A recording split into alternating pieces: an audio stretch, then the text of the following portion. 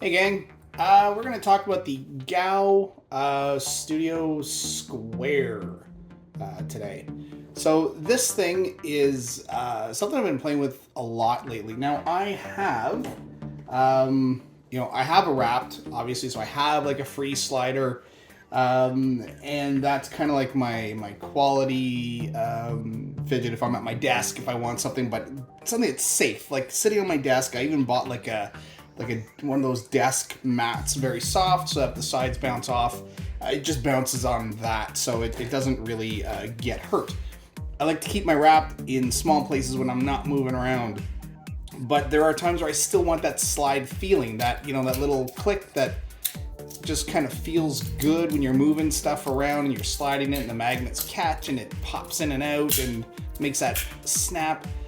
And so that's what the GAO, again, I hope I'm pronouncing that right, the GAO Studio Square is perfect for. This thing is small. It's smaller than, and I'll show a comparison. We'll do kind of like a close-up in a minute. But, it's smaller than a wrapped, although it's a little bit higher, but it's a square. And there is something kind of magical about this little square. Now I know I'm not the first person to review it, but maybe I'm the first person you're watching who has reviewed it. If that's the case, I would certainly search for other people reviewing this, because there are people who really kind of, like Dan Bruner does a great sort of technical review of this. So, but here's my impression of it. So the GAO Square is really kind of cool. We'll show you in a minute. You can pop the top off. You can reconfigure the magnets inside so that different areas kind of catch. I have it set right now to corners and middle, so that I like it for like laddering and just kind of like fun, stupid little slides. Of course, now it falls apart when I'm trying to show you, because really holding something up in the air like this is never easy. I like that you can kind of hold it upside down. I'm being really careful because it's over my tablet right now, but there's just something about this guy that when something's a little bit cheaper than one of your grails, there's almost more satisfaction in carrying it around, because like this is my couch slider. This is the non-divorce slider, so my wife doesn't want to kick me out of the house. It can be really quiet, right? So it can be kind of fun. You can just kind of move it around, and there's like a grindy, here, I'll go to the microphone. There's like a grindy sound to it, and that's the magnets kind of lifting up inside. So you can play with it quiet, or you can sort of play with the normal kind of snap, although there's there we go, of course, the minute I take it off the camera. So anyways, I love this thing. We're gonna switch. I'm gonna point over. You don't even know why I'm pointing. This makes no sense. Why am I pointing to the left? But it's because on my desk, that's where I've got the stand set up and my little desk work area. So we're gonna take it apart. We're gonna show you how to modify this, how to take it apart. You can actually change the faceplates. I have an extra set of faceplates for it. So let's go do it. Okay, so here is the cube. Now, what's kind of nice about this is that it's pretty easy to take apart.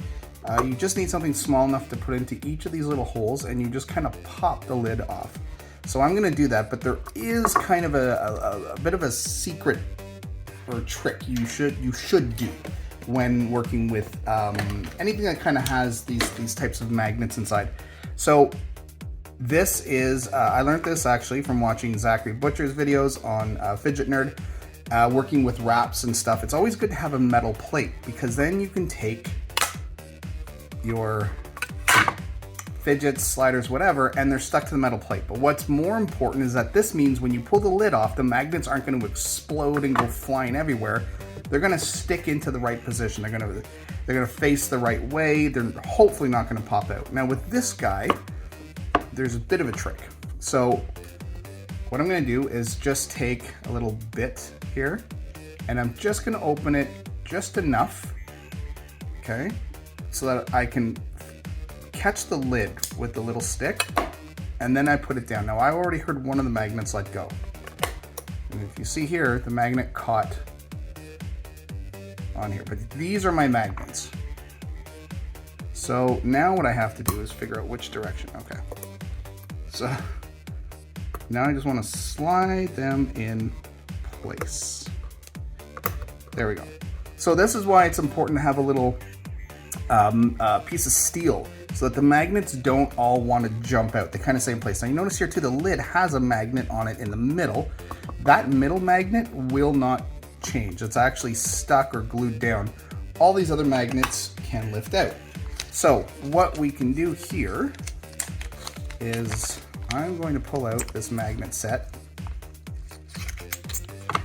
and I'm just going to show you what this thing is like when there are more or less magnets in here. Now what I can also do too is lately I've felt like maybe changing them out to these silver lids, and again these are the lids that were sent to me by, I believe it's Happy Childhood store on AliExpress, but again I'll put the link down, and in fact maybe I'll just put text up right here for the actual store name.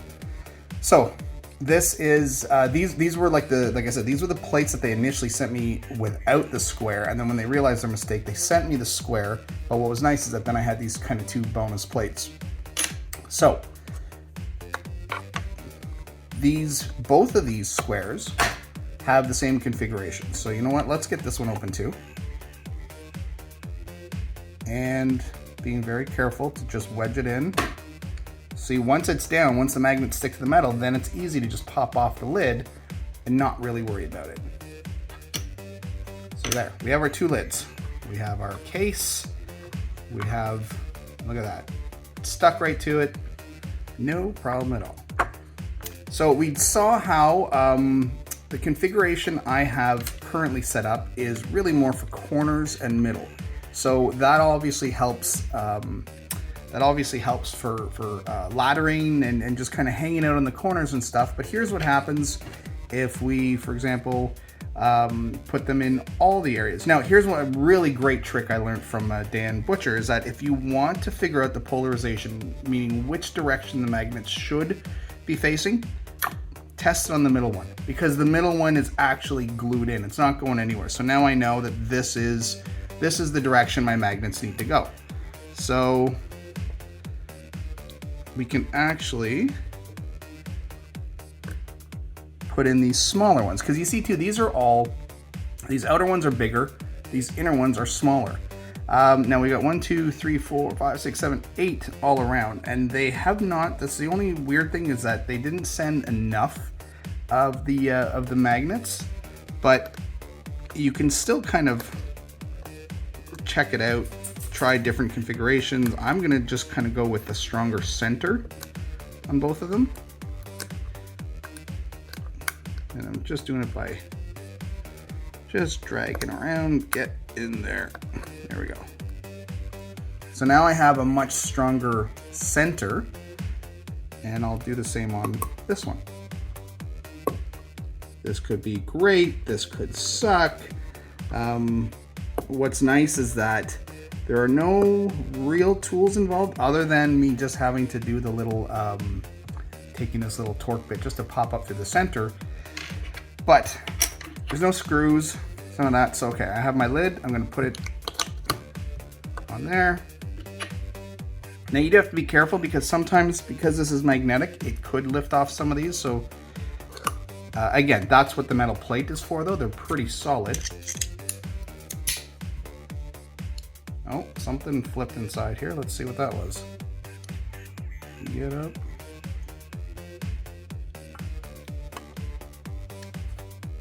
Oh, look at that. All the little ones pop right away. Okay, so let's get those off. Isn't this a great walkthrough video? Hey guys, I know what I'm doing. Watch me, listen to me, and take my advice. Now we could try flipping these around. Okay, so I'm gonna flip these. There we go.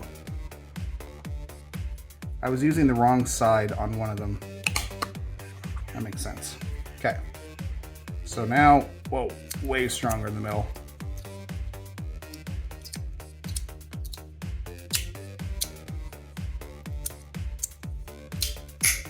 You can really hear that snap when it kind of hits, like,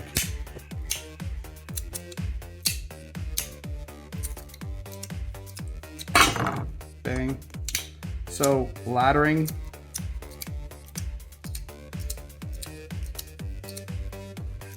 the thing about the cube laddering is that there's never an end. Like when you ladder with, for example, like a wrapped, right? You kind of know when you're at the bottom. So you kind of go up, down, and then you sort of start over, right?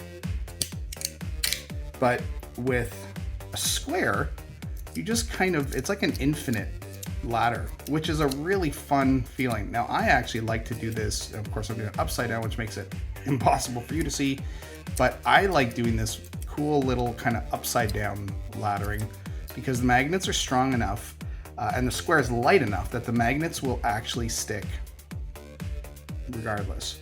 I find with the wrap, sometimes if I'm upside down and I do that, sometimes there's a bit too much weight on the bottom half and it'll fall off. So, you know, we've got that one.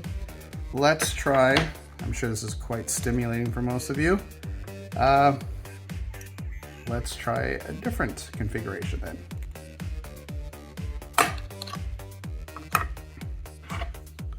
And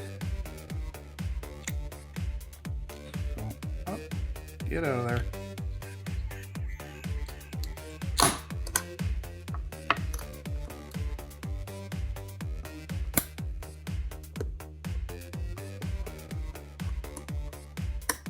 Okay, so now what we can look at is if I take out, let's do something else. Let's take out the middle. Aha. Okay, so this was important. The reason I put these other magnets in the wrong way is because I was using the polarization, yeah, I think so, on one side, and then I didn't flip the magnets over for the opposite side. I kept putting them all in the same direction on both sides, which is why that was wrong. Again, you should always check. Make sure. All right, so now what we could try is just using the corners, and that gets a little, actually, you know what? Let's do just the corners on one. So we'll keep this one with corners, and we'll use this one with just middles. Let's see how weird that turns out.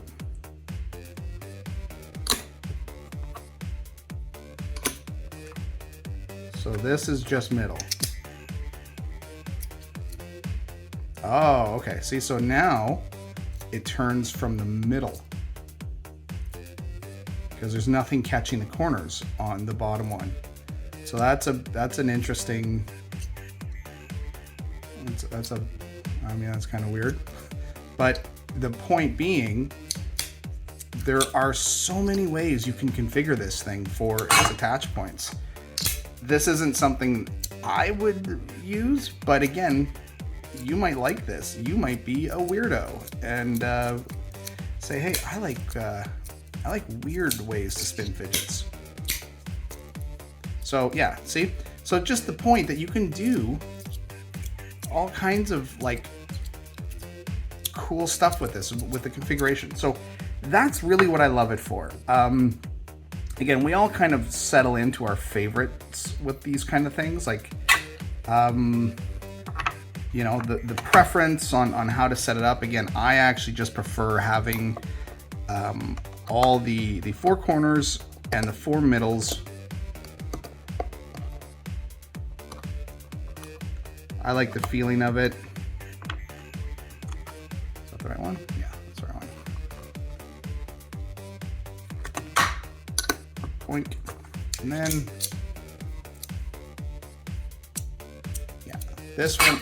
Wow. All right, let's get rid of this for a second. Maybe I could make it a little louder and smash some more things around. But why is it everything is great until you put it on camera?